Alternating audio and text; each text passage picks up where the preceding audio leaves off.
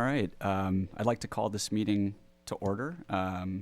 Welcome to the March 26, 2025 regular meeting of the Traffic and Transportation Advisory Commission. Please join me in the Pledge of Allegiance.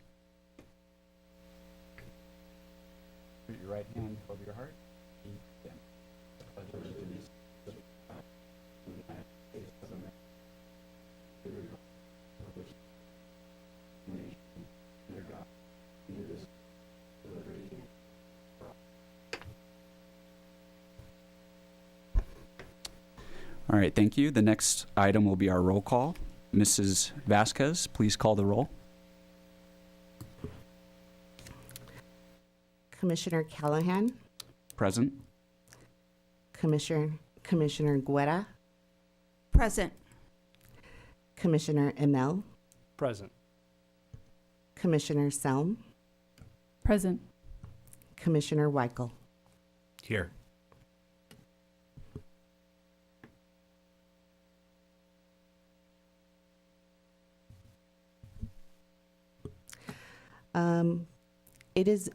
Let it be noted for the record that the oath of office for our 3 new commissioners was completed by our city clerk department before the meeting.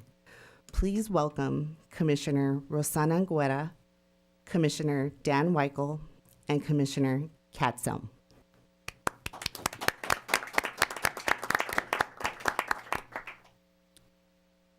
All right, moving forward, welcome new commissioners. I would like to ask the commissioners if they wish to nominate a candidate for chair for 2025. Vice Chair. Yes. I would like to nominate Vice Chair Callahan for the chair. Any other nominations? I would like to second that nomination. Any other nominations? Mrs. Vasquez, do we require a vote? Yes. Okay. So for the nomination of Brandon Callahan for chair, we have, Commissioner Callahan, Yes. Commissioner Guerra, Yes. Commissioner Selm, Yes. Commissioner Emel, Yes. and Commissioner Weichel. Yes. Okay, motion carries 5-0. Congratulations.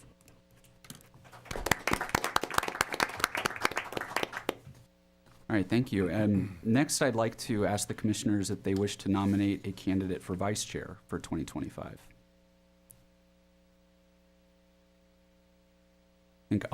I'd like to nominate Lawrence Immel, Commissioner Immel, for vice chair. Are there any other nominations? I could second that. We have no other nominations. Okay. Mrs. Vasquez? Okay. Chair Callahan, Yes. Commissioner Guerra, Yes. Commissioner Emel, Yes. Commissioner Selm, Yes. and Commissioner Weichel. Yes. Motion carries 5-0. Congratulations.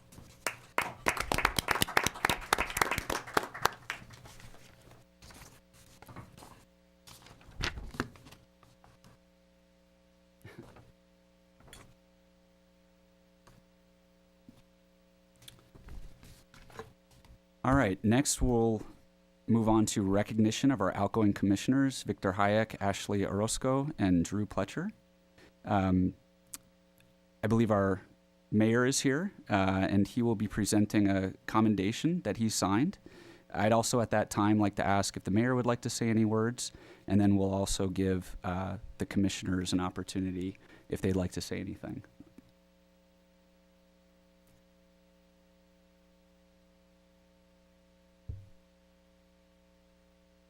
Evening.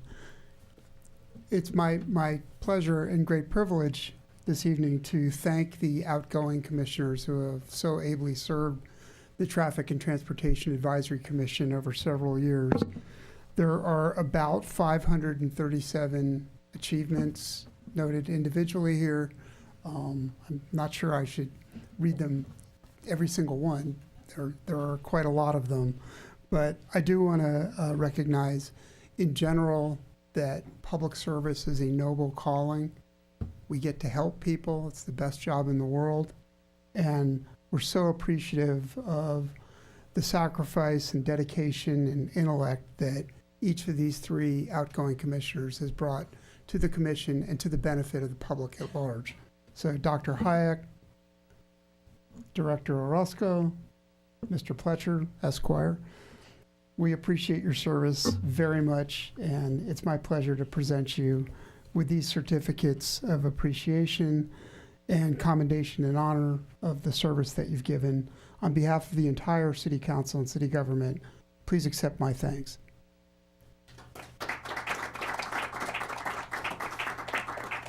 I think next we'd like to see if any of the commissioners would like to say anything, and then we can also give an opportunity to Ashley and Drew, who are here, if they'd like to say anything.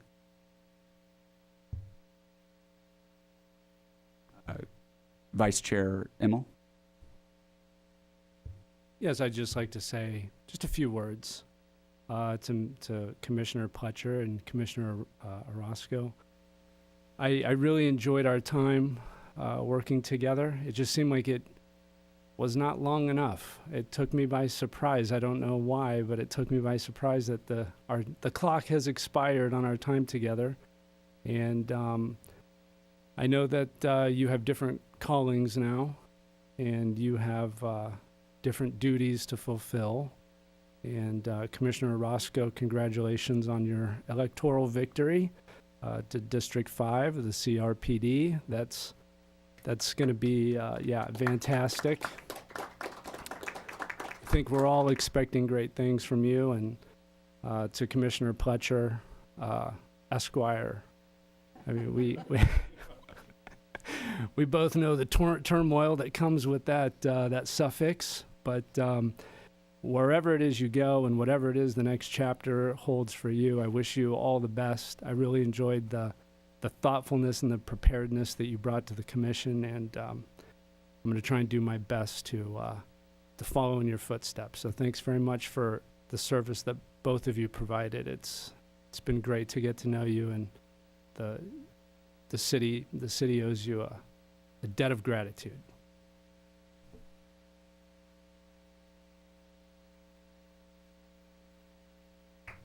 Would any other commissioners like to make a comment?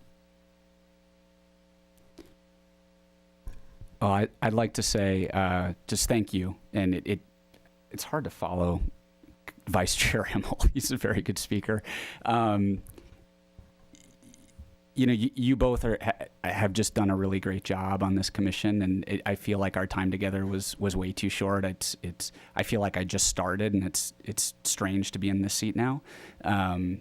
You both have contributed so much already to the community and continue to.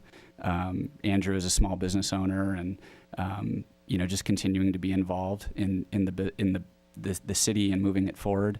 And then Ashley with Parks and Recs, just congratulations, and just thank you for everything you've done.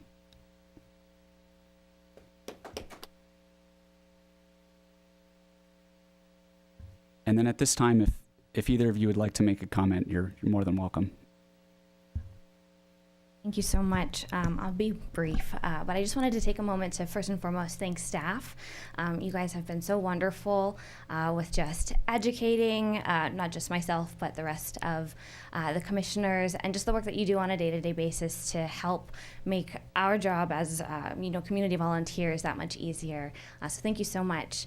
And then to our chair and our vice chair, it was really wonderful to serve alongside you guys. It did seem very short. I know I only served for 2 years, and it went by in the blink of an eye, but it was a pleasure. And I'm looking forward to the work that you guys will continue to do on the commission. And to the new commissioners, welcome and congratulations on your appointments. I know you will do wonderful things, especially for not just the community, but in the roles that you're serving in the future and beyond. So thank thank you so much, and I appreciate, whatever work follows and working with you to continue serving the community. Thanks.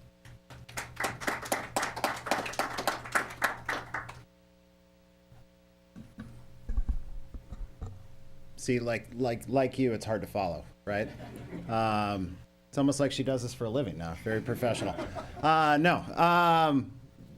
Thank you very much for giving the opportunity just to come up and speak real quick.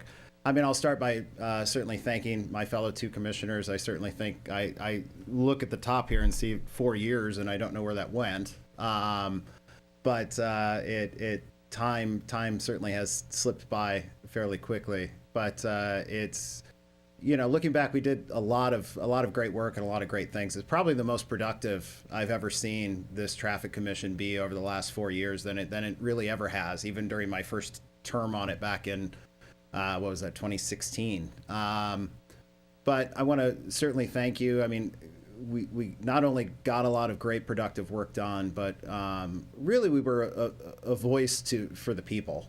And to my new commissioners, I would say, or to the new commissioners, I would say, your role, keep in mind, it comes through the city council that appoints you, and those city council are represented, they represent the people of Thousand Oaks. And I think that's an important thing to remember is you're sitting here as a representative of the people through your council members, your respective council members.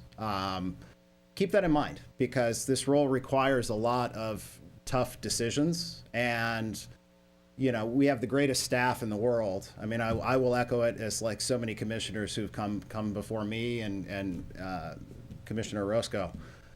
We have a fantastic staff. They're a fantastic resource. Nobody is expecting you to be here tonight as a sitting day one, meeting one as an expert. So take your time, learn the role, ask the right questions, ask as many questions as you want. Don't ever let anybody cut you off from asking questions. They're a resource for you to make the best decisions on behalf of the people. And your slate of work in front of you is significant. And, so take the time to read the packets, ask the questions, certainly with not only the crossing guard program, your active transportation plan, what you're hearing tonight with the Lynn Road, Hillcrest improvements, a significant portion to be able to fulfill what staff and this city council set out to do with our general plan update. It works hand in hand with traffic. So don't ever think it's a separate item. We can't have a great city that we envision 50 years from now unless we have a traffic plan that works and an active transportation plan that gets people around, even with outside of cars and just cars. Your biking community is certainly dependent on you guys, and they will be here, I'm sure, voicing when they need to. Work with them. They're great people. They only want the best for the city. But congratulations again in your new role. Consider me a resource if you need anything. I'm not going anywhere. I think, as Commissioner Immel said, I'm on another commission through CVUSD, so it's not like I'm not going to go be without a public meeting anytime soon. But congratulations again. Thank you again. Thank you to staff, and enjoy the rest of your meeting. Thanks.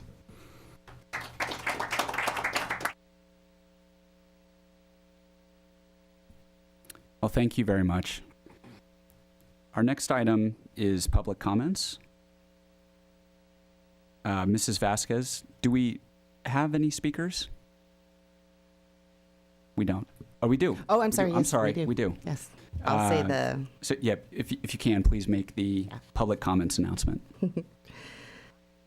This is a time and place for public comments. Registration for public comments is available for those wishing to address the Traffic Commission regarding items on the agenda or on a subject within the city's jurisdiction. Speakers for specific agenda items shall be called and heard during that specific item. All remarks should be addressed to the Traffic Commission as a whole. Speakers are requested to state their name and community of residence for the record.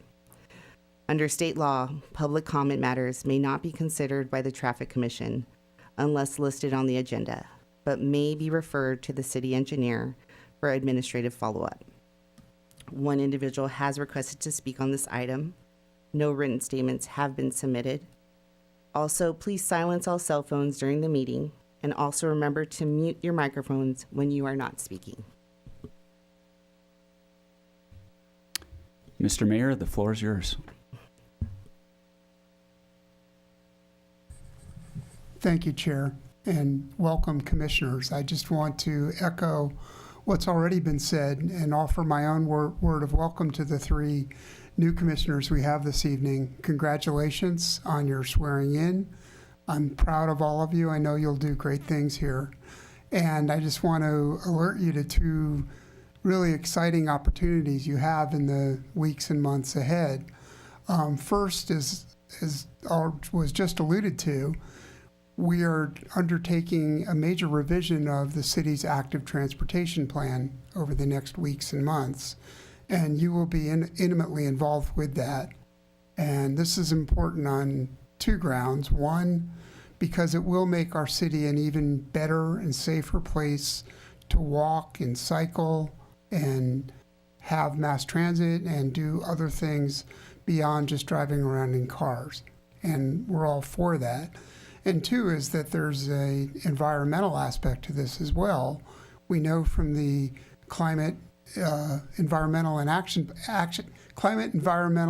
Plan, CEAP, that we passed last year as a city, that 60+% of all our greenhouse gas emissions in the city are from transportation. So it's critically important that we develop the ATP this year to make it more attractive to consider other forms of transportation. And you'll be at the nexus of that, and that's a really exciting opportunity for you all. That's thing 1. Thing 2 has also already been alluded to, and that's you will get a chance, as I have over the years, to come to appreciate how deep and how competent a bench we have in our staff, especially our public works staff who are sitting with you tonight. Our city attorney's office is represented, TOPD is represented. We have a really deep bench here, and I'm sure, as I have been, you will come to appreciate how talented and how competent a set of people with all different disciplines have here. Now, I should caution you, you will sometimes deal with the public who will say they don't know what they're doing, or I disagree with what they're doing. And sometimes those will be honest disagreements.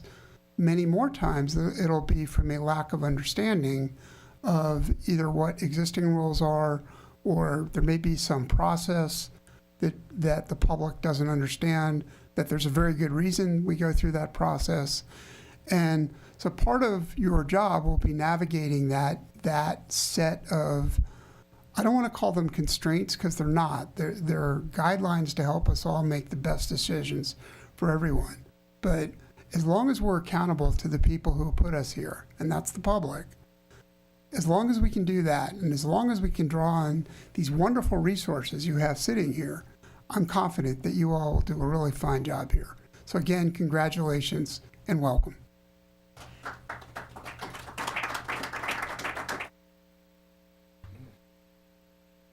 Mrs. Vasquez, just to confirm, do we have any more speakers? No more speakers. Are there any responses from staff to the public speaker comments? No, there are not. Thank you. All right, we'll move on to item number 8, summary notes from October 30th, 2024 meeting. There's no vote required. Are there any comments to the, actually this is directed to the commissioners. Are there any comments on the summary notes that were provided in the packet? Okay, seeing none, let's move on to item number 9. This is the engineers report section. May we please request Senior Engineer Masood Razavi to present our first engineers report, which is an informational item.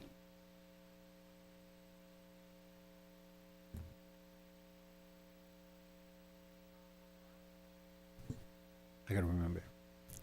Thank you, Chair Callahan, and good evening, Commissioners. My name is Masood Razavi, and I'm a Senior Engineer in the Public Works Department.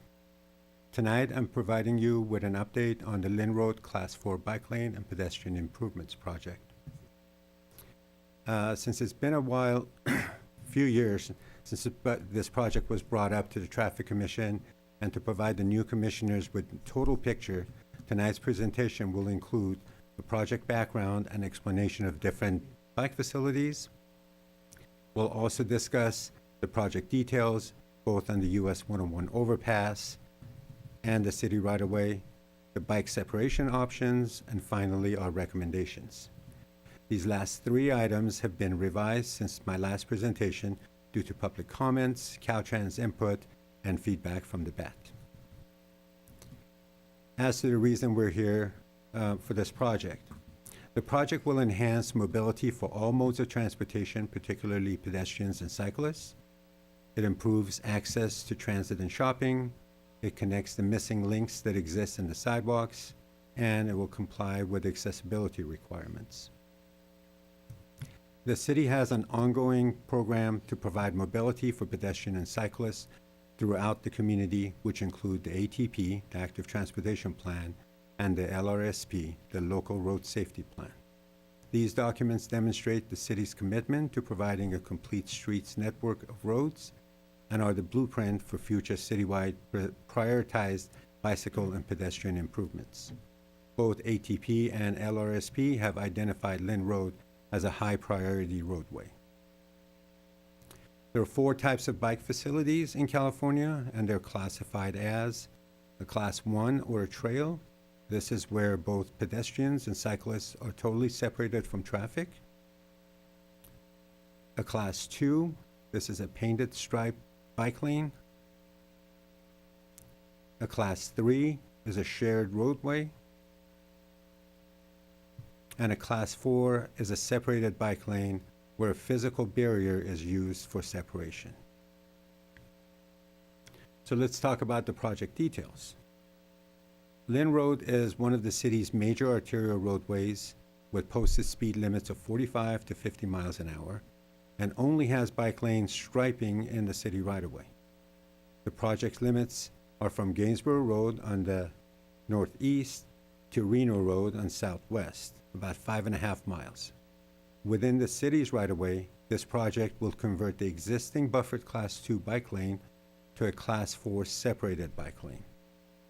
The most significant changes will be within the Caltrans's right-of-way near 101 overpass, where there are no bike lanes at all. The project will also install approximately 8,000 linear feet of incomplete sidewalks. That's in order to provide a continuous pedestrian pathway through Lynn Road. Staff is still working on securing additional grant funding to complete the sidewalks portion.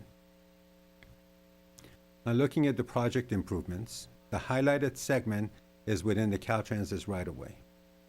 In this segment, we will add bike lane in both directions, install barriers at the edge of the bike lanes, install and upgrade bridge fencing, modify the US 101 southbound ramp, and add signal for pedestrian crossing at the southbound ramp. I want to mention that these improvements will require spending a significant part of the project's cost, as well as project schedule, due to Caltrans oversight and design approval. This slide shows the improved US 101 overpass. I'll go over the changes from right to left in the next few slides. So at the northbound on-ramp, we'll install elevated bike path from Hillcrest Drive to this ramp. We'll add bike push button. We'll add high visibility bike striping, and we'll modify the signal head and the on-ramp signal to prohibit turning when the bike signal is activated. Now moving on to the overpass, we'll be able to install bike lanes. And the next 2 slides are going to be a bit detailed on this. In the southbound direction, we'll add a Class 4 bike lane without loss of any travel lane by just restriping the roadway. In the northbound direction, we'll convert the existing pedestrian path to a shared use for both bike and ped path. And to protect the cyclists and pedestrians, we'll install Caltrans approved concrete barriers at the edge of the bike lane and the shared use path. We'll also make an adjustment to the left turn pocket to the US 101 northbound. That's to accommodate the left turn from the northbound off-ramp. So here's a cross-section that shows the travel lanes and bike lane configurations. The existing condition is on top and the planned is at the bottom. Here you can see the improvements, what I mentioned before. So you're looking in the southbound direction, you'll see that the standardized travel lane gives us the needed space for the Class 4 bike lane. Similarly, in the northbound direction, the standardized travel lanes allows us to convert the existing pedestrian path to a shared bike and ped path. And the placement of the Caltrans approved concrete barriers are due to Caltrans's restrictions on the bridge railing modifications on the overpass. At the southbound on and off ramp, we'll square up the intersection to meet the Caltrans's complete street standards. And the mobility enhancements will include ending the barrier short of the intersection to allow cyclist visibility. We'll add bike crossing features similar to the northbound ramp with the push button, the striping, and the signal modifications. We'll reconstruct the crosswalk ramp. We'll install bike entrance to the shared use path. And we'll add rectangular rapid flashing beacons for the pedestrians at the southbound on-ramp. So outside of the US 101 overpass, and for the remainder of the project limits, which is fully within the city's right-of-way, the project will convert the existing Class 2 buffered lane to a Class 4 separated bike lane by adding separation elements. These improvements, including the number of travel lanes and the type of bike lanes, will be consistent throughout the project. This schedule shows where we are in the project and the upcoming tasks. Since the Lynn Road overpass is part of Caltrans's right-of-way, Caltrans has both design approval and construction oversight processes that we have to adhere to. We expect to complete the design process early 2026, and with council's approval, begin construction phase in 2027. So to date, we've submitted all the documents required for the design engineering evaluation report, the DEER, to Caltrans, and we're waiting for their final approval so we can proceed with the overpass design. And our public outreach consists of updated website, the BAT meetings, this commission meeting, and future council meetings. The project's overall projected cost is $9.8 million. Of the almost $8 million for construction phase, approximately $5.5 million is currently approved through state and federal grants. Now, these grants require a matching fund of about $1 million. We still need an additional $1.8 million in future funding for the sidewalks. This is the breakdown of the construction phase budget, which includes the additional $1.8 million in future funding. The bike lane estimate of $265,000 is for a single or multiple separation elements. I would like to mention that Lynn Road will be the first roadway that will get this treatment. Our goal is to expand installation of bike lanes, as well as wanting to be sustainable and able to replicate it throughout the city. Now to one of the reasons that we're here tonight. I'll be discussing the separation elements, their costs, as well as benefits and the drawbacks.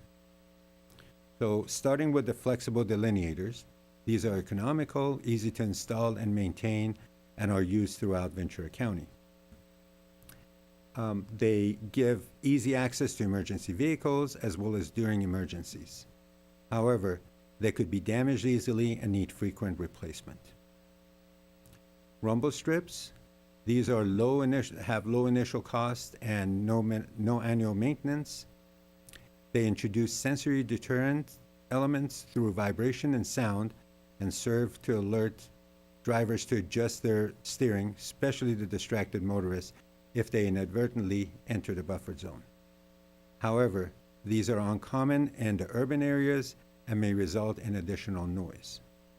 This option was provided to the bicycle advisory team 2 weeks ago, and the BAD members overwhelmingly rejected this option due to issues these cause to the cyclist. K71 bollards, these are most popular choice for most agencies, and have been found to be an effective tool to separate vehicles and bikes.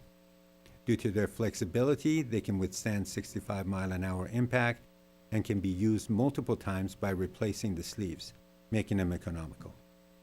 This option gives easy access not only to emergency vehicles, but also during emergencies. K72 bollards, these are similar to the previous ones, the K71s. However, due to their architectural shape, it costs a little bit more. These are currently used in Santa Barbara on State Street. Moving on to the fabricated curb segments. As a standalone element for Class 4 bike lanes, these are not a recommended option. For this reason, it would need to be incorporated with a flexible bollard. This option is readily available and easy to install. However, they're non-standard on higher speed roads that could be potential hazards to cyclists and impede emergency vehicle access. 6-inch monolithic extruded curbs. This option is familiar to motorists and provides a physical separation. However, due to its limited vertical visual presence, it could provide a perception of separation. These are non-standard for higher speed roads. The pictures you see here, these streets are 30 miles an hour or less. It provides limited access for emergency vehicles and street sweeping, and it's more expensive. And finally, the precast concrete barriers. These are familiar to motorists and provides a continuous separation. However, the drawbacks are, due to its continuous nature, it results in a very limited access for emergency, maintenance, and street sweeping vehicles. Intermittent access gaps could be provided, but each gap would require an additional end treatment, the crash cushions. This option hinders future roadway paving and has the highest cost. Here you see the cost breakdown for each primary element on top and the add-on option below. Now, the 20-year life cycle is a total of the associated costs for each element's construction, annual maintenance, and replacement at the end of its life cycle. So before I move on to our recommendation, I would like to reiterate that we want to expand on our installation of bike lanes, be sustainable, and be able to replicate it throughout the city. So within the Caltrans right-of-way at the Lynn Road and US 101 overcross, the recommendation is to use the concrete barriers to install barrier fencing with LED lighting.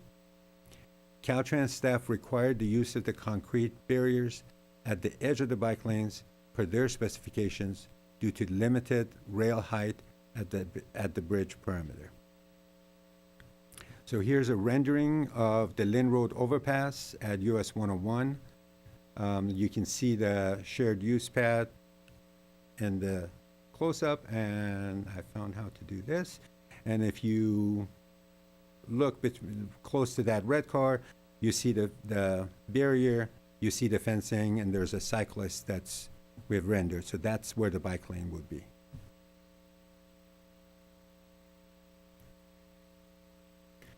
So our recommendation within the city's right-of-way is to use K72 flexible bollards. That's highlighted in blue. The K71 and 72 are larger and create more of a visual barrier than a standard delineator. This option, although slightly higher than the available budget, is a sound engineering solution, is economical, and provides the city with a reasonable design that can be performed across the 5.5-mile length of this project, as well as possibly on future bike lane projects on other arterials citywide. And here's a rendering of the Lynn Road and the city right-of-way. We have the K71 bollards shown there, but that could be either K71 or 72, just for spacing and visual reference. And with that, I would like to thank you, and we'll be open to your questions. Thank you for the report, Mr. Razavi.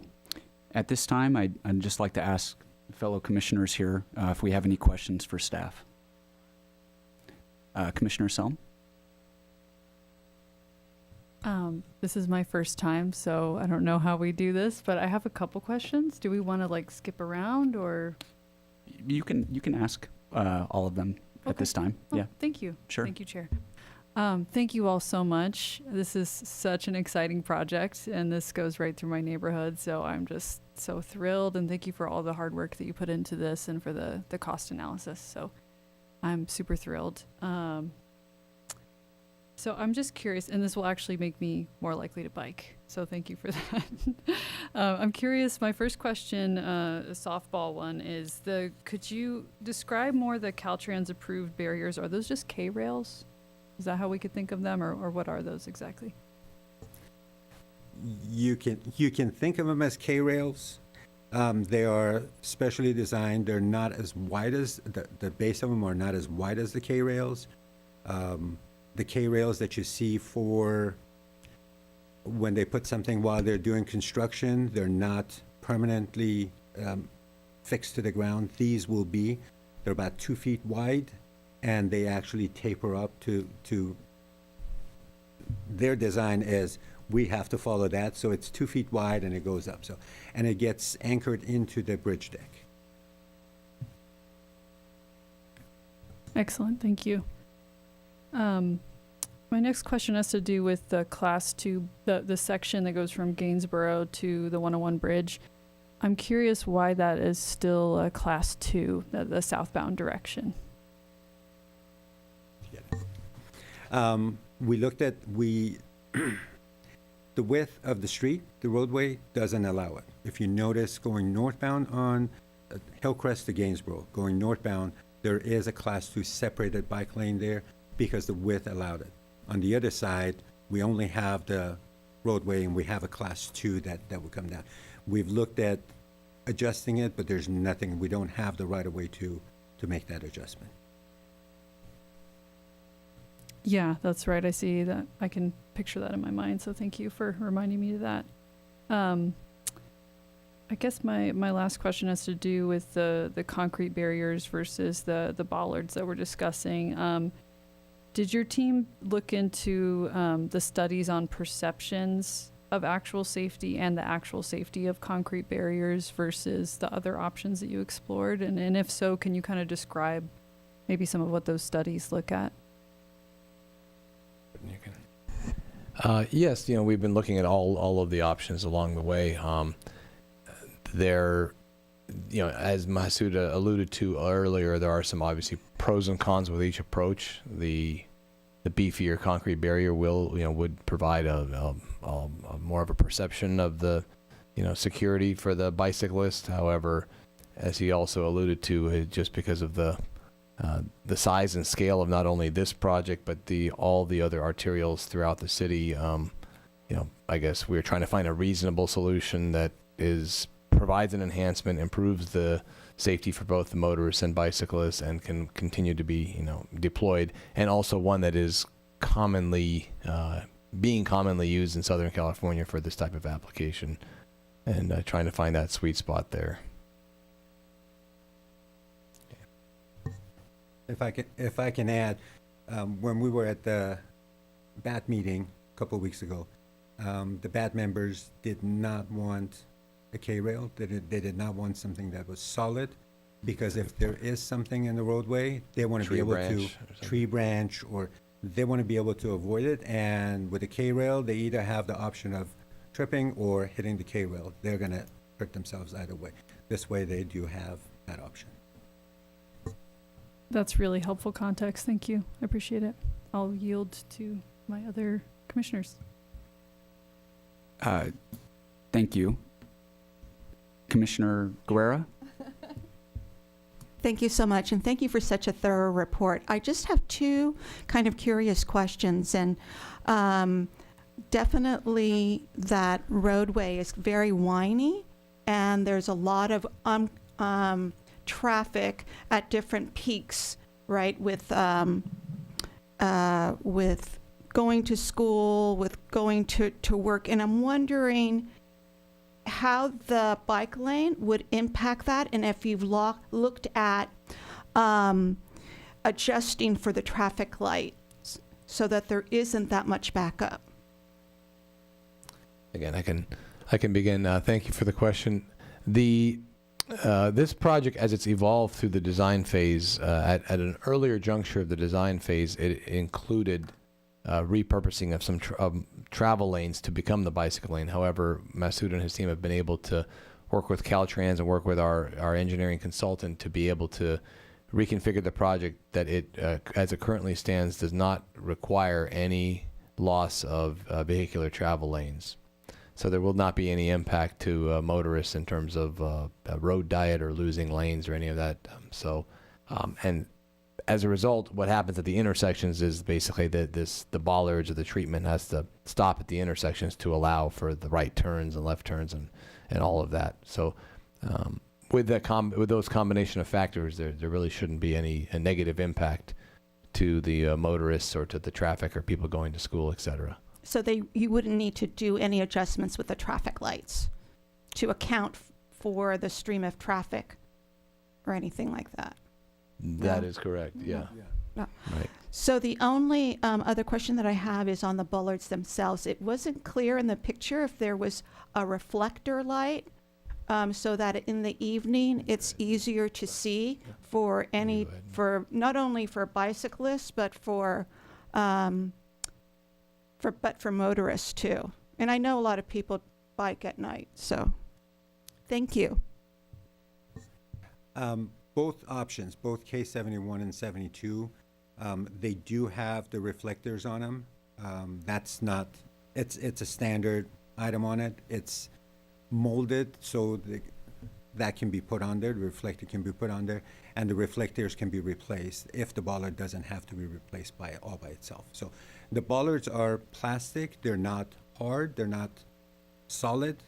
So if somebody hits it, a motorist hits it, it will bend and it'll come back. If a bicyclist hits it, it'll bend and come back. It doesn't, we just have to replace it if it's damaged, that's all. Commissioner Weichel? Thank you, Chair. Thank you for the detailed report. It was wonderful. I had a couple questions just on classification. From your 2019 data, 22,000 daily trips. Is that pedestrian, cyclists, and automotive, buses, all of the above, or is it just motorists? Yeah, those counts, and our senior engineer, Jim Mashiko, can correct me if I'm wrong, but those counts are motorist vehicle counts, basically. So they do not include bicyclists or pedestrians. Okay. And I know safety is another chief concern, given the busyness of that area on Lynn. You mentioned 12 collisions. Are those car accidents? Are they pedestrian involved, cyclists? What are we looking at there? Yeah, those are motor vehicle accidents, and that was 12 in 5 years, I believe, was the duration. I'd have to go back to the report to see, but those are motor vehicle accidents. Okay. Yeah, and there was no bike collisions. That's great. Yeah. That's great to hear. Then let's keep that trend going. A couple other things too as well. In terms of the K71 and 72, is the plan to interchange them, or is it one type of classification? Just for aesthetic purposes, you mentioned State Street, right? So are you going to mix and match, or are we going universally with one option? Yeah, we would select the one option, and we would determine later if it's going to be white or the bronze one or the brown one or something. But we would utilize a uniform one, and because it's pretty close to the project budget, we would be interested in selecting maybe a more architectural one or more visually appealing one, if considering how many we're going to be deploying. Okay, and then one more question, and then just a comment. The report also cites an equestrian trail. How much mileage are we looking at losing on that equestrian trail? What's the usage like, if any, for that? Yeah, I think that's a very short section, maybe a quarter mile. Yeah, from Hillcrest to the ramp. Yeah, so it's a few hundred feet, and the usage, I really don't know if I've ever seen the horse going over the 101. So, love it. As often as I'm out there looking at stuff and measuring stuff, I haven't seen any. Yeah, I agree. I'd like to end with a comment. Growing up in this area, bicycling in this area. You know, improving safety is so important for the younger cyclists. So I admire and appreciate what you're doing there. And from an adult cycling point of view, it's such a huge part of the fabric of our community. Our cyclists are so wonderful, and I love seeing them out there. So improving this, especially on a 5.3 mile stretch, it makes a lot of sense. That's all I have. Thank you. Vice Chair Immel? Thank you, Chair. Mr. Brazavi, great report. There's a lot of information packed into this report, but I think you did a great job on the delivery. Yeah, I just had one observation in the segment of this project where you're heading south from Hillcrest and you're approaching the 101 overpass. So you're heading southbound and you're approaching the northbound entrance to the 101, right? Sometimes what I notice is bicyclists, they're in traffic, right? And I think it's because you have the far left lane going straight. That middle lane is weird because you can go straight or you can turn right. And then that far right lane is a dedicated right turn lane. If a bicyclist is in the far right lane, there is a chance that when that light turns green for the southbound traffic to go, somebody in the middle lane who's turning right to get onto the freeway may not see that bicyclist over in the far right lane.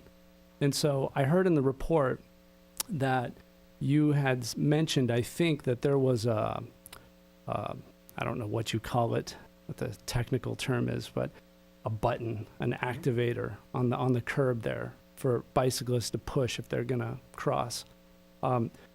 Is there any type of signal on the other side of the intersection that is facing the traffic that lets all the stopped vehicles know that there is a bicyclist over in that bike lane that is going to be crossing? Because my concern is somebody in that middle lane may turn right to get onto the freeway and not see that bicyclist in the bike lane.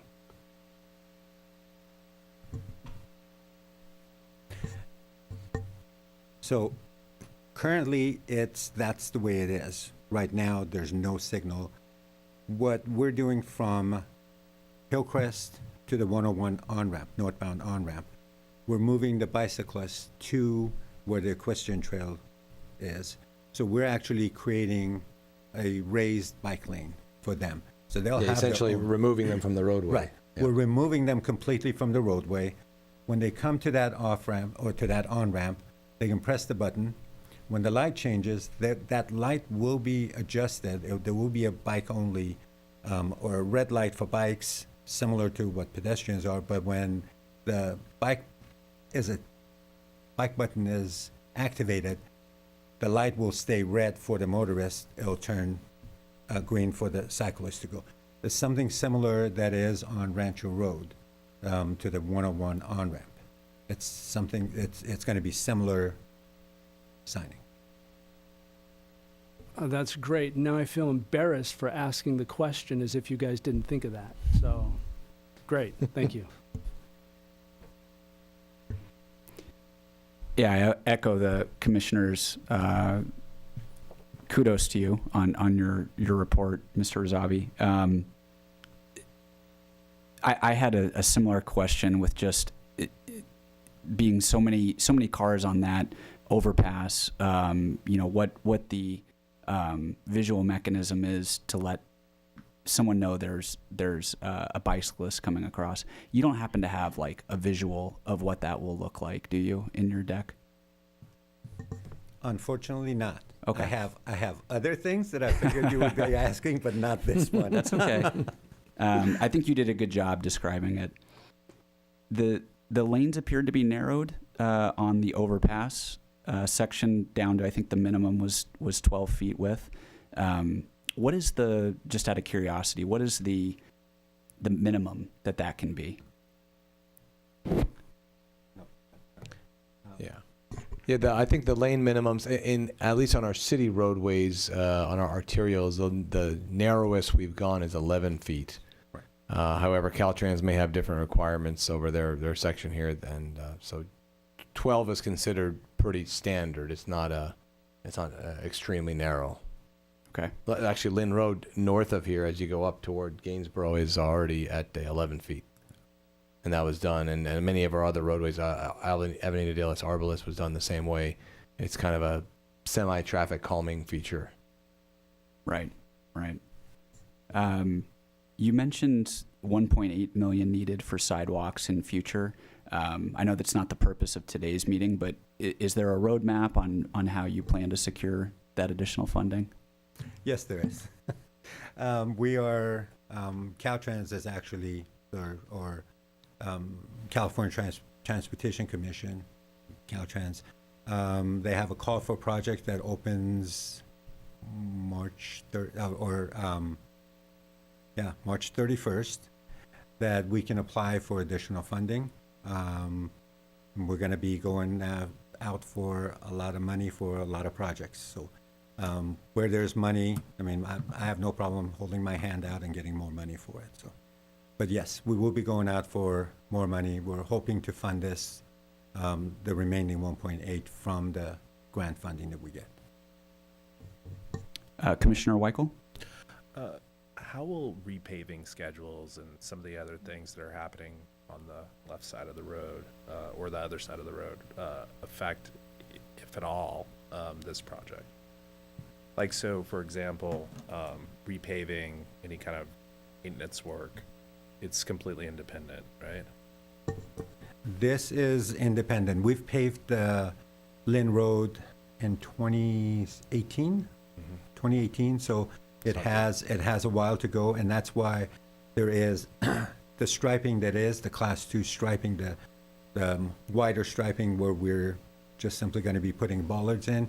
That was part of that project in anticipation of additional bike lanes, separated bike lanes. And just for the record, I know this answer already before I ask it, but this question. Why do bicyclists and cyclists hate rumble strips so much? You want to answer it? Yeah, sure. We just had a Don't get angry. good discussion about that at the Bicycle Advisory to me. Yeah, we weren't that clear on it until we met at length with the a dozen or two members of the Bicycle Advisory team a few weeks ago. And generally, it's for a similar reason as discussed earlier. If they need to get out of the bike lane for some reason, or if there's a broken down car or tree branches there, or some hazard in the roadway or some trash, if they were to bike over the rumble strips, particularly with like a roadway bike with the narrow tires, it's quite impactful, or it's difficult to basically go through those grooves. So that's even a safety issue. Yes. Big one. Yeah. Okay. Any other questions? Commissioner Selm?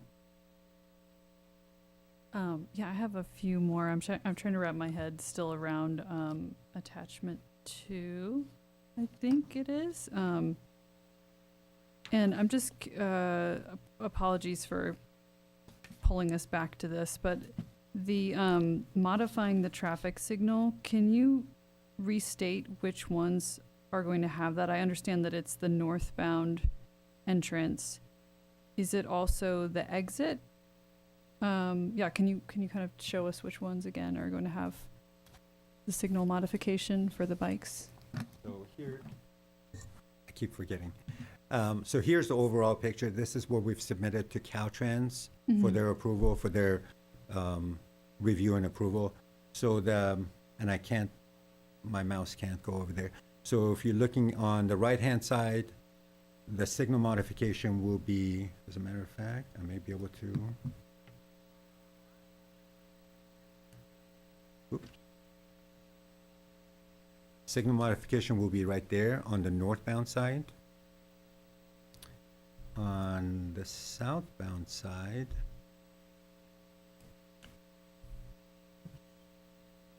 I just have to go back. So on the southbound side, the signal modification is going to be the far left arrow. So on that signal. Excellent. Thank you. And you'd mentioned the crosswalk for the south entrance. Is that because there's a sidewalk on this one. Yeah, where the red dot is Yes. there? Okay. There's a sidewalk that leads to here. We're going to be actually repaving. Right now it's asphalt, old type. So Mhm. that's going to be redone to be concrete and with ADA compliance as far as the width goes, and it'll be concrete. Okay, thank you.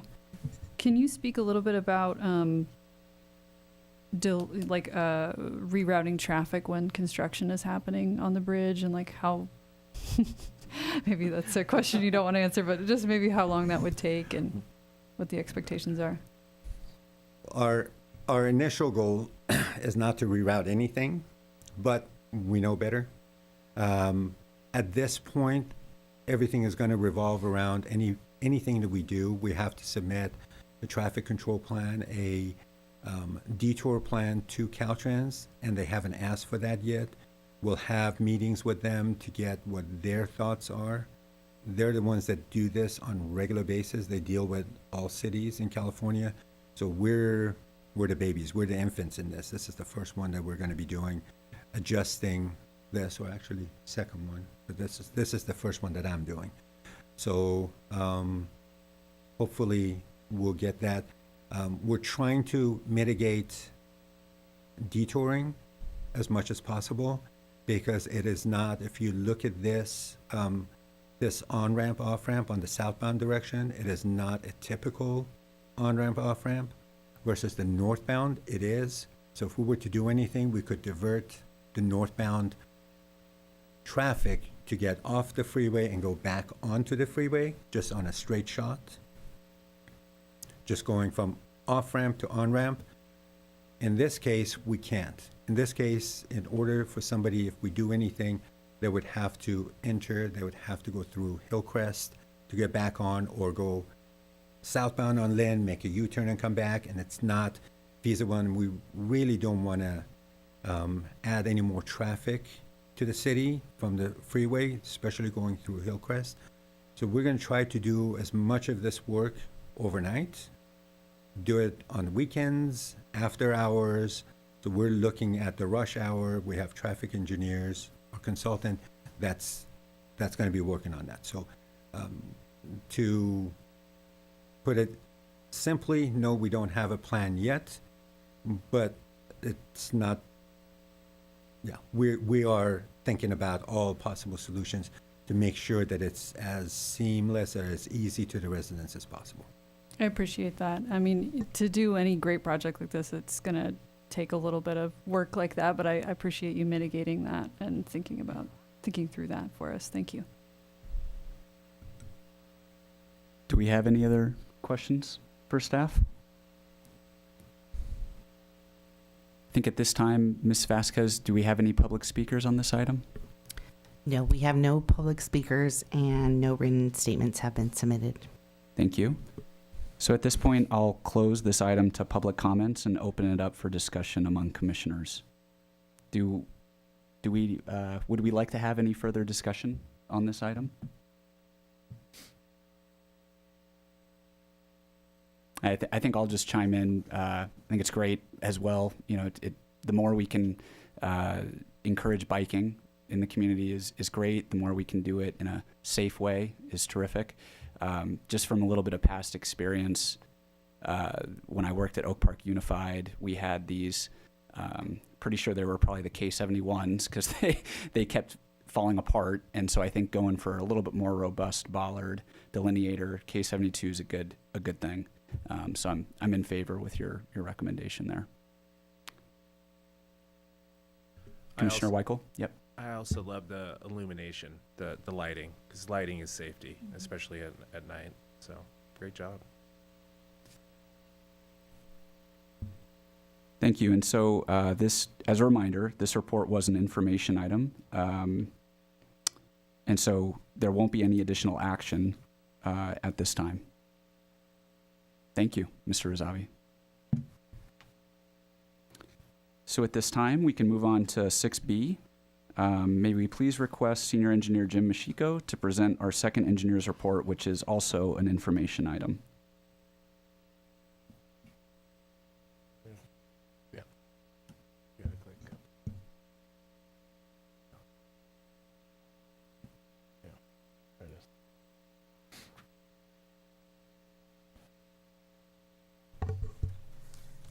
Okay, thank you, Chair Callahan. This is an information item, as you mentioned, which we discussed about a year ago, and we're going to bring it back, or brought it back to this meeting tonight with further updates on the new state law referred to as the daylighting law. The law requires a 20-foot clear parking zone approaching a crosswalk. Public Works and the Thousand Oaks Police Department have collaborated on the messaging and education of our residents and to the businesses in the city regarding this law. Assembly Bill 413 went into effect, which amended our vehicle code to prevent parking of or stopping of vehicles along a curb within 20 feet approaching a marked or unmarked crosswalk, as depicted in this graphic. The new law aims to increase the visibility of pedestrians entering or attempting to cross a street at intersections and mid-block crosswalks. If the crosswalk is equipped with curb extensions, and we have a handful of those in the city, a shorter 15-foot buffer zone applies, as shown in this image. Curb extensions allow pedestrians to be positioned further into the street when evaluating gaps in traffic, making the pedestrian easier to see. Thus, the buffer restriction is less. The newly restricted parking and stopping zones will create some minor inconveniences to the motoring public, where on-street parking spaces are now prohibited, particularly in high turnover parking areas such as school zones and commercial corridors. We've identified these locations in the city and in the process of marking several dozen locations with no parking or no stopping signs or red curb to help motorists who are unaware of the law from being cited. Some of these spots include Thousand Oaks Boulevard, where on-street parking spaces are marked, and at our school crossing guard locations. It's impractical to mark every intersection approach within the city with signs or red curb, and therefore there are no plans to mark all crosswalks in the city. We view the affected crosswalks in the same manner as the law restricts parking by our fire hydrants, which also do not require signs or red curb. Low compliance areas will be reviewed on a case-by-case basis to determine if signs or curb markings may be needed. Our current efforts will focus on furthering public outreach and messaging to raise overall public awareness about the new law. The city website, social media platforms, Public Works Week, and other avenues offer additional methods to spread the word. This is an educational challenge that all our California public agencies are facing, and feedback from some of the other agencies that we spoke to are taking the same approach that we are. So with that, the recommendation is in the staff report, and we'll be happy to entertain any questions of the commission. Thank you. Thank you for the report, Mr. Machiko. Does the commission have any questions for staff? Commissioner Immel, or Vice Chair Immel? It's going to take me a second. Don't worry. If I wasn't on the traffic commission, I wouldn't know about this law. And I feel like a lot of people are going to get caught up in this, and they're going to get cited without, knowing that there was an enforcement period, and now they parked too close to a crosswalk, and now they're getting a citation. So I think maybe my question is for Deputy Moreno? Sergeant Hall. See, they messed up my title. I messed up yours. It just goes round robin. I'm sorry, Sergeant. I'm sorry. Maybe you can tell me, and for the public's benefit, what is the police department's approach to enforcing cars from parking within the 20 feet of a crosswalk and then 15 feet of a buffered crosswalk?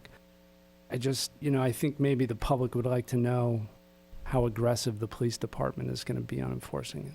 Mr. Machiko said, time being so focusing. But when we get into the Your mic on. Is that better? There you go. How about now? Yeah. Very good. As Mr. Machiko said, we're still focusing on the education of the new laws. Anytime a new law comes up yearly, it takes a little bit of time to adjust to the new normal. As far as aggressiveness of enforcement, it is really in keeping with any other law. For instance, most of us don't travel exactly 65 on the freeway, but there's a certain buffer before you start getting my attention or highway patrol's attention.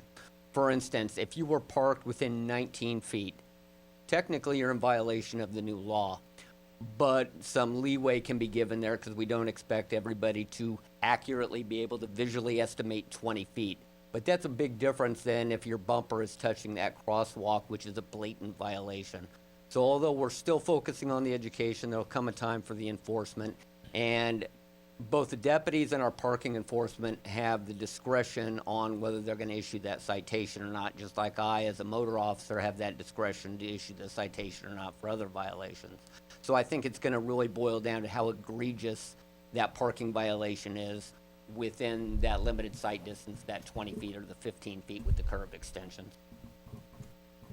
Thank you for the answer. That's very helpful, and that's exactly what I was looking for. So thank you.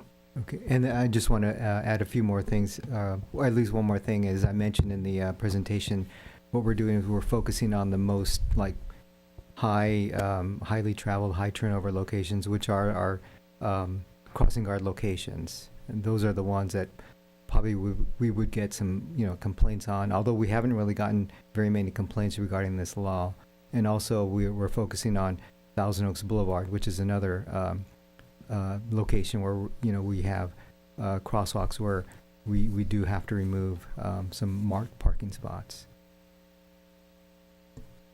Thank you. I appreciate all the comments. Yeah. Commissioner Selm?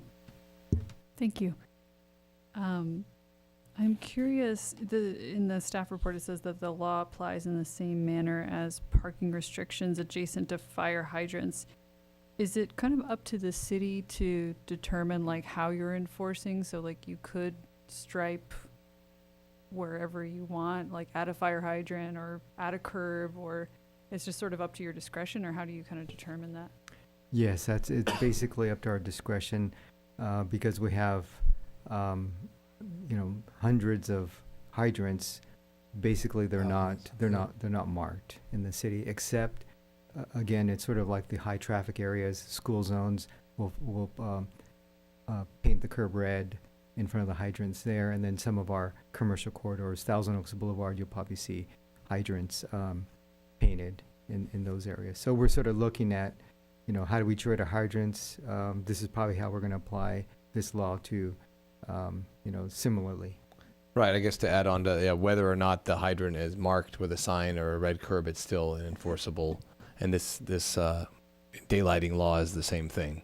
It's a statewide law now, and it applies whether or not there's a designated red curb or sign or there is not. It's still an implied law that everybody has to follow. And just to add to that, the police department did issue a press release, and there has been they've been communicating it in whatever way they can. But every year with all the new laws that come in, it's hard for people sometimes to keep up with it. So that's why they're not being heavy-handed right out of the gate in terms of the enforcement, focusing more on the education.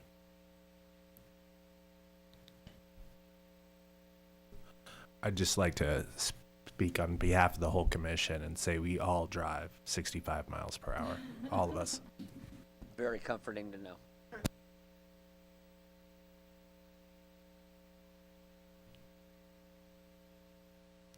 Mrs. Vasquez, do we have any other commissioners, do we have any other questions? Okay. Mrs. Vasquez, do we have any public speakers on this item? No public speakers and no written comments were received.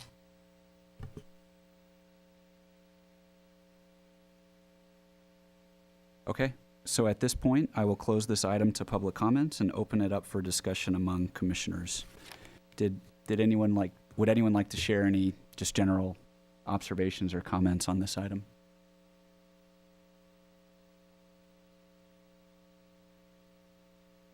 Vice Chair Emmel? No, other than to say I think Sacramento did a great job. I mean, this kind of is like a no-brainer.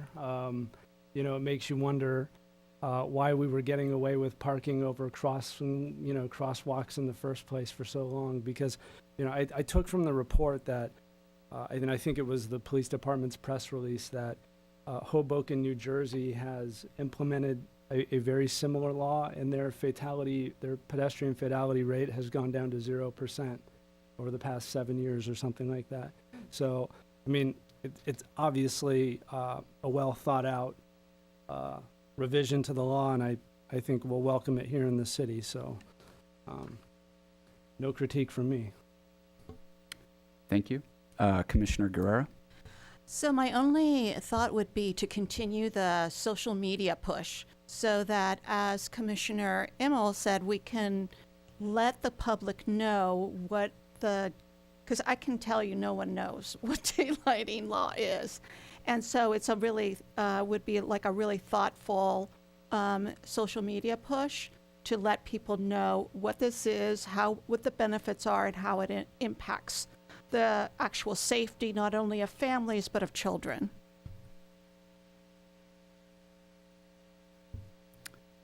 I probably should have mentioned this during the question period, but just out of curiosity, is this a topic that will return to the commission in the future as more time progresses?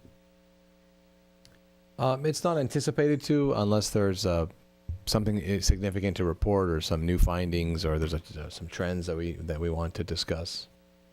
Yeah. Thank you. Any additional comments? Okay.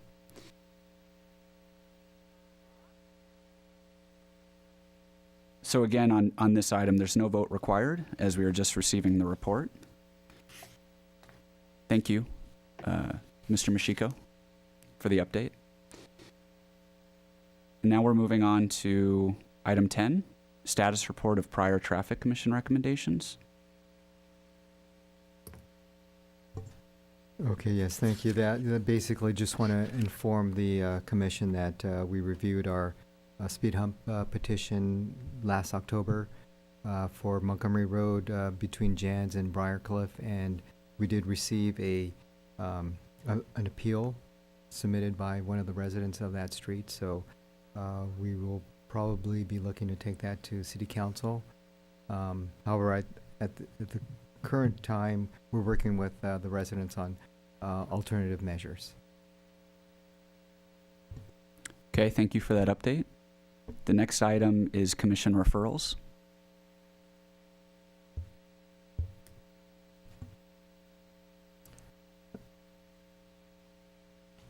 Okay, yeah, I just want to quickly go over an item that Vice Chair Immel brought up at the last meeting. He reported an issue that a citizen had at the intersection of Lindero Canyon Road and Blackbird Avenue.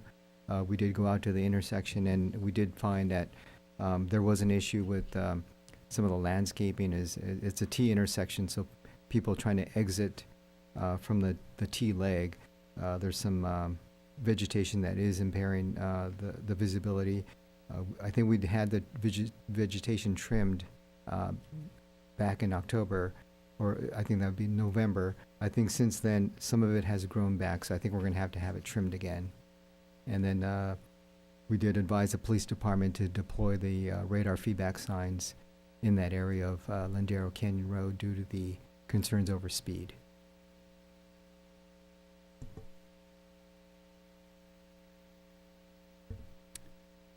Thank you for looking into that. It sounds like it was a worthwhile investigation. The next item is work program and commission schedule.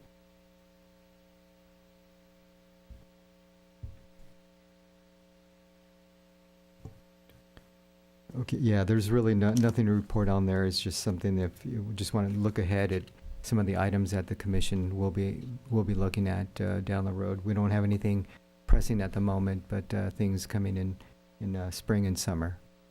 Yeah, and just to add, there's a good amount of items on that list. There's some important items coming up, so it's kind of a forecast. Just for the record, would you mind just highlighting what those are? Yeah, sure.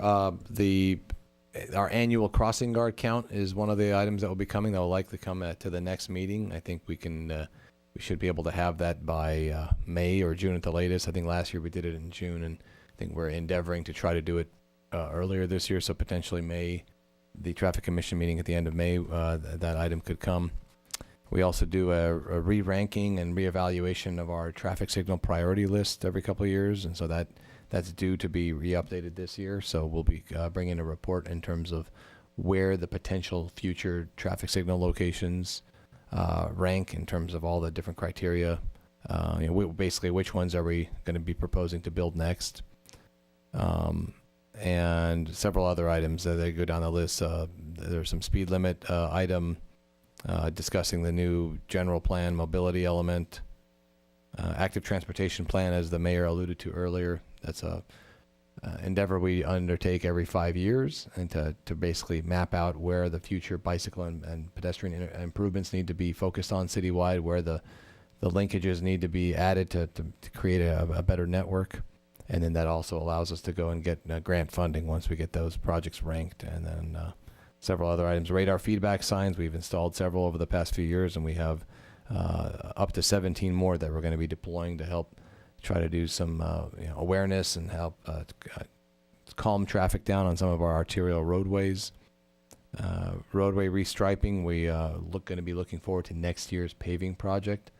And every time we do that paving project, we look at opportunities to improve the entire streetscape, make the street a more complete street, and provide better bike lanes. An example was the Lynn Road. The existing buffered bike lanes that are out there didn't used to exist. The lanes used to be wider. We narrowed the lanes, and we took up and we transferred that real estate to the buffer between the bike lanes and the travel lanes. We did that on Avenida de los Arboles as well. So every time we are doing the citywide paving project, which can affect up to 40 or 50 miles of roadways, it gives us those opportunities to basically, as a freebie, restripe the road in a more optimal fashion. So we'll be presenting those later this year, and a few other items that are potential TBD. So thank you, Mr. Yeah. Well, plenty of good stuff coming up. Thank you, Mr. Hidari. Yeah. Does the commission have any follow-up questions? Commissioner Guerra? So I was wondering, because the city is going through a new, I think it's zoning project, I'm wondering how that might impact the traffic commission, and if it would be prudent to have staff give us a kind of a report or a background on how that might impact, if there might be any impact.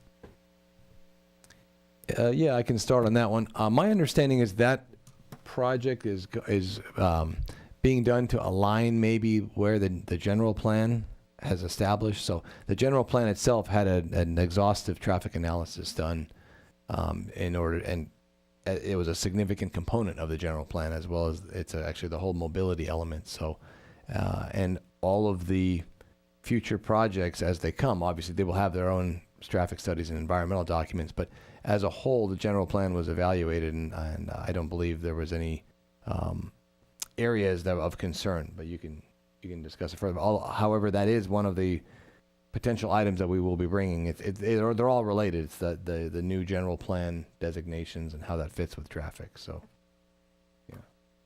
Yeah, I don't think I really that much more to add on that item. I mean, I think maybe for that item we might have one of our planners come and discuss that issue, because it's probably more related to planning rather than traffic. Vice Chair Emmel? Thank you, Chair. Just want to express my gratitude to staff for heading out to Blackbird Avenue and Lindero Canyon Road and taking the mitigation efforts that were made out there to cut back the vegetation to help the drivers that are egressing from Blackbird onto Lindero Canyon, and for the police department deploying the speed feedback signs, and for continued enforcement out there. I haven't heard any more complaints about difficulty there, so I think I'm rightfully going to assume that what was done worked. So thanks for heading out there. Any other questions from the commissioners? Commissioner Selm? I'm curious about a couple things on here. It's an exciting list of things for us to look at, so thank you. Overview of the new general plan mobility element. Is that for our just kind of education in advance of the active transportation plan? Is that sort of how we can think about that? Yes, I think that would be a good way to categorize that, that general plan process, which I know you were involved in was such a large lift, and I don't think now that it's established and that mobility element, which is a key piece of the general plan, and it's connected to what the Traffic Commission needs to think about. It would be kind of more of an educational opportunity. So what does it all mean? We've done the general plan, and what is this new mobility element telling us? You're right. Yep.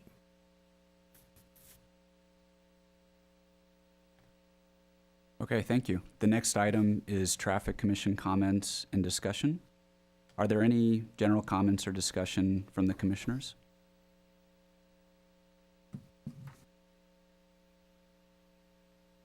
Yep, Commissioner Weichel.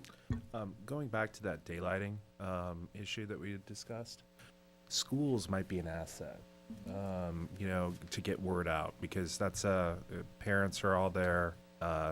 They all share communications together. Obviously, intersections are important, and they're located near the schools. So that might be something further in addition to social media that we might want to explore to get word out. Yeah. Yep. We'll do that. Any other comments from commissioners? Okay. Next item is future meetings. And it looks like we have consideration and possible cancellation of the regular Traffic Commission meeting scheduled for April 23rd, 2025. Yes, that at this moment we don't have any items that would be lined up and that require review for the month of April. So. Okay.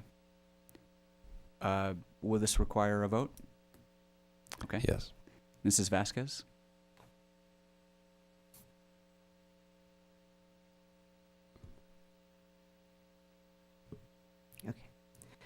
Chair Callahan, Yes. Vice Chair ML, Yes. Commissioner Guerra, Yes. Commissioner Selm, Yes. and Commissioner Weichel. Yes. Okay, motion carries 5-0. And that brings us to the end. Thank you. This meeting is adjourned. Good night, everyone.